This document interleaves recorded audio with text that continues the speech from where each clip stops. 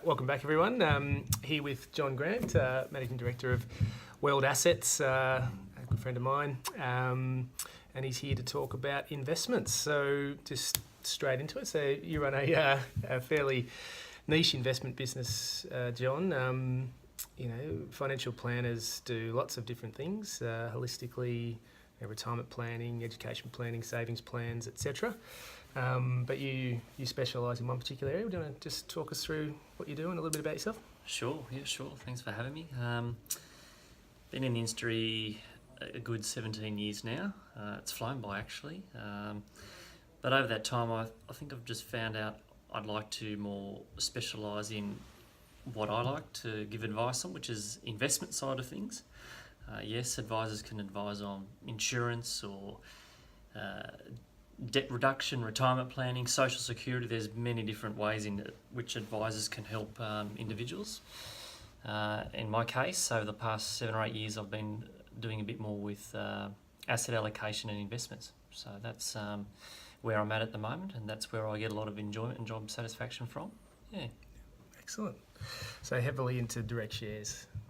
Yeah, direct shares is one part of the asset allocation. I think it's my ignorance here. Yeah, no, I think it's very important to have a good rounded approach of diversification across all assets. That's crucial, and that's, I think, a lot of clients can get fixated on one asset, and maybe that's out of a level of comfort, or maybe that's just all they know. But I think these days, with the world being changing and a lower rate of growth, interest rates being so low for so long, you really do have to diversify and look at alternatives rather than just a single asset class. So you may need to get advice from a financial advisor, Karl. Yeah, good thinking. So just a quick one, mate. Your thoughts on the market in general? Broad question. That's a loaded question, and that's not a quick and easy answer, Karl. Karl. As a president in America, that's impacting things. So. Trump. Oh, wow. He's had a lot to say about markets.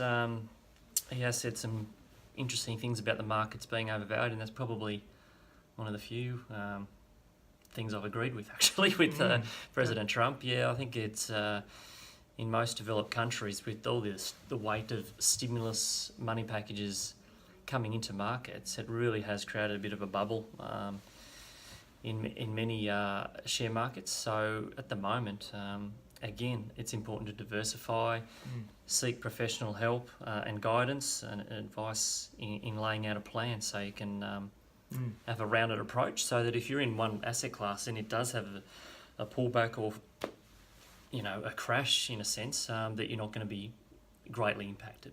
So I think it's diversification is the key here. Yeah. Sure. You mentioned before that you've been in it for 17 years. You would have seen a lot in that time. What would you say the biggest mistakes are that are made by investors? Mistakes. I think the number one thing is maybe planning too late for retirement. I think that a lot of people just leave it to the twilight years when you're thinking about retirement, and that could be too late to do that. So I think having a plan and starting as early as possible, that would be one of the best pieces of advice I could pass on. And in addition to that is again what I've been saying, diversification, not having it all just resting in one property or all in the Australian share market, but a combination of both could be suitable if it's obtainable. So that's what I would suggest. Some common mistakes is your lack of diversification, jumping into share markets, or fear of missing out, so that you're following the momentum and the herd. That can obviously get you unstuck, as we have seen in the GFC back in 2008. There was high volumes going to the share markets and right at its peak before it fell over. So again, diversification and having a plan. Yeah. Excellent. Okay, so a quick question that I get asked all the time, so it's good to handball it onto you, mate. Right, okay, so sure. Property versus shares. Right, okay, yes. Is there such a thing as versus shares? Should it be thought of that way? No, I don't think so. I think, again, it is what you're comfortable with. I mean, it has to be suitable to your level of risk, but also you'd have to have a fair amount of interest or knowledge in what you're doing. So a lot of people can go and get, continue the love affair with residential property, but also think there's a place for really ramping up your superannuation and contributing like a savings plan into super, so that is perhaps complementing a property outside of super. You can own property inside super these days, but I prefer to have that outside of super. There's tax benefits, and I prefer to have my shares or clients' shares inside superannuation. There's a lot of tax benefits with the Australian tax system and franking credits. That's can really boost your returns, or your yield anyway inside super for shares. So, no, I don't think it's one versus the other at all. I think it's definitely a combination of both. Yeah. Excellent.